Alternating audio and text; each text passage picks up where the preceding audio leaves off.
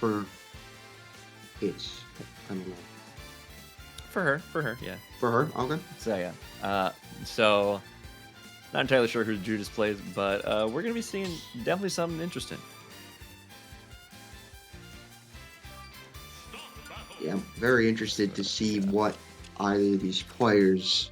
Well, we know Pikachu, but how you can deal with that with Pikachu being one of the best players in the game, or excuse me, one of the best characters in the One game. of the strongest champions. And Terry Bogard, I love this guy. Yeah, so Terry is definitely going to be dominating the ground game here, but Pikachu not really known for ground game. Pikachu's known just for these back airs, these forward airs, just being in the air and throwing out T-Jolts. So Judas is going to have to figure out a way to deal with that, and FD would be the place to do it, but Aquaze isn't giving her any openings whatsoever. And yeah, tries to do a little bit too much with that Thunder, and now we're back to a neutral state. Ooh, really good reaction on that jump.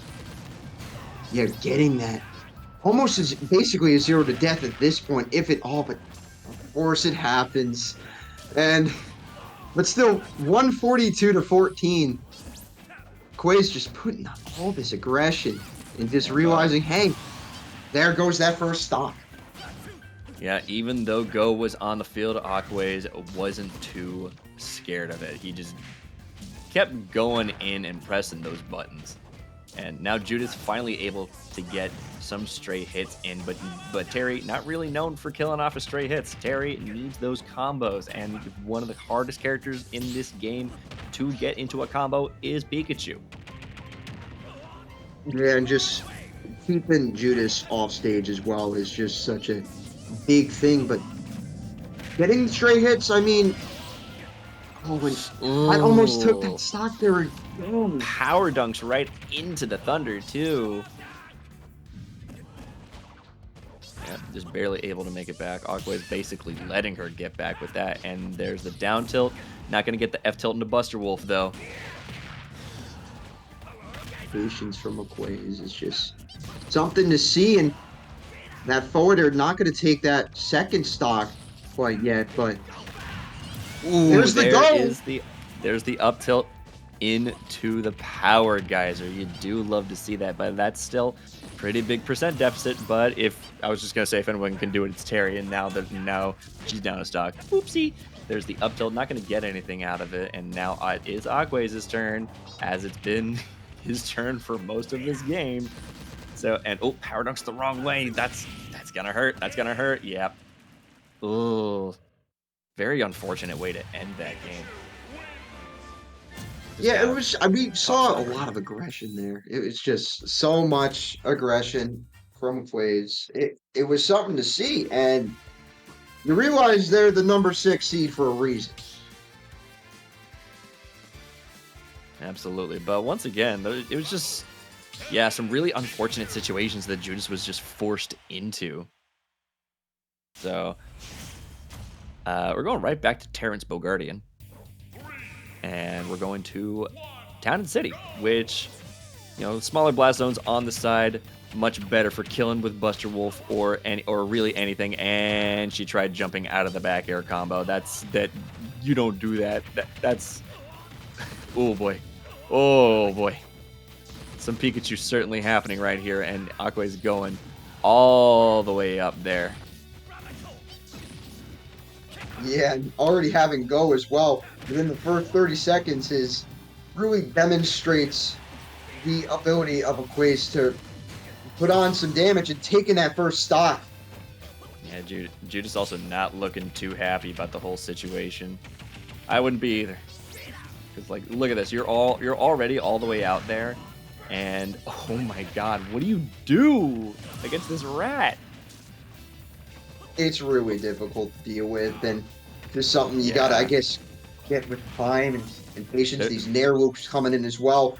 Your constant damage. Out a frustration smash there. The back air, up air, up air. Even if a hit in the combo doesn't hit, sometimes you just keep doing the combo and then the rest of it hits. And but goes the wrong way. Judas got a little bit of a new lease on life, but what you gonna do with it? And down tilt, not gonna get the up tilt into power geyser like she got before. Yeah, she's not really taking one stock this whole set. This is not looking good for her at all. This is just a really rough matchup in general. Yeah, definitely. And, you know, Pikachu can just simply play around it and just feel like they're just waiting for the right moment to finish it off. Yeah, Aquaze is just also spacing extremely well. Like he was not getting hit by any jabs, any of these down tilts. He was SDIing extremely well. He just knew the matchup.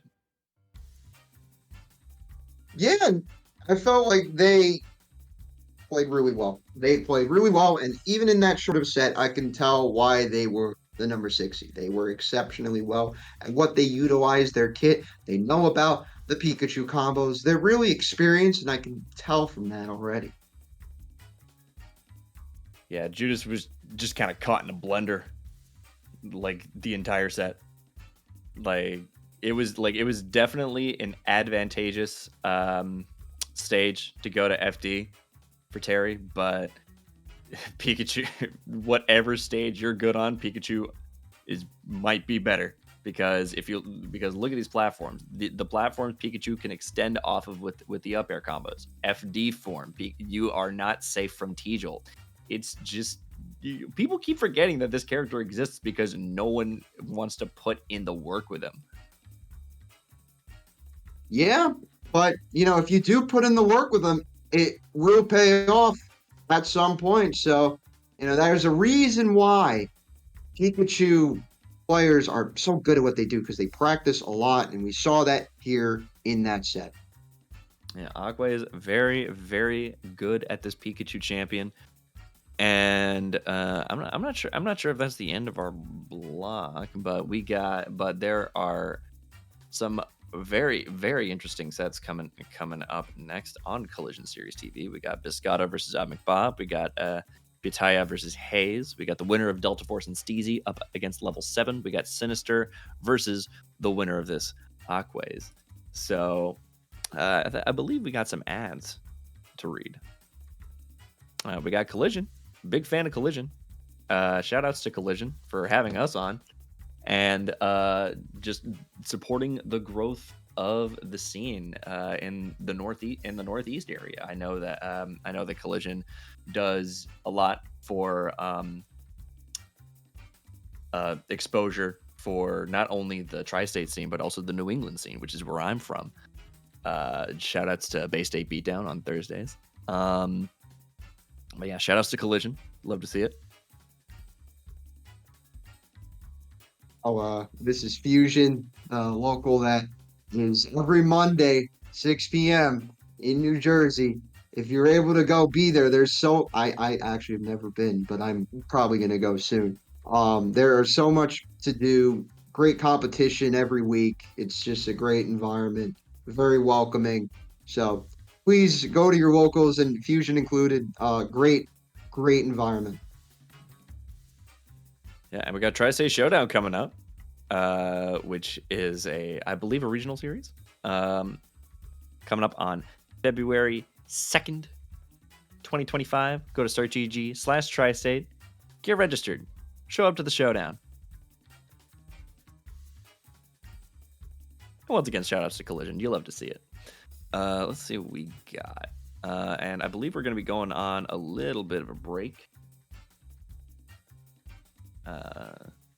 But once again, we got some good sets coming up. And I'm going to take a look at losers real quick. American Weeaboo, who do they beat? I know they beat someone at Let's Make Big Moves.